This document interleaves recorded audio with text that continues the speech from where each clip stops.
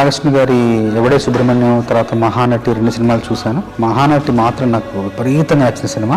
నాయుడు గారు కాల్ చేసి రమ్మన్నారు, వెళ్ళాను. వెళ్ళిన తర్వాత సందర్భం చెప్పడానికి ముందు నాకు కథా గమనాన్ని కాసేపు మాట్లాడి చెప్పిన తర్వాత వివరంగా చూపించారు, కొన్ని దృశ్యాలు చూపించారు.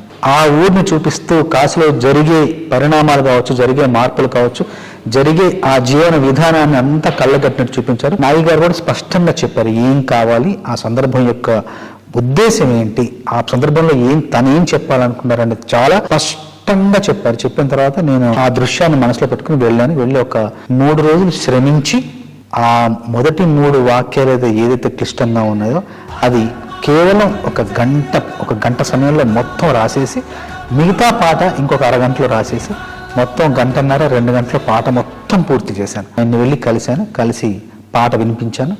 ఒక్క మాట కూడా ఆయన సవరణ లేకుండా, కరెక్షన్ లేకుండా పాట మొత్తం బిగిన చాలా బాగుందని చెప్పారు. పల్లవి రాసిన తర్వాత చరణాల్లో అవతార స్పృహ, అవతార స్పర్శ కొంచెంగా ఇస్తూ కలియుగానికి కలి యొక్క అవతారం ఎలా అయితే జనించిందో అక్కడికి వేగంగా రావాలనే ఉద్దేశంతో ముందు మాటలు మీనమై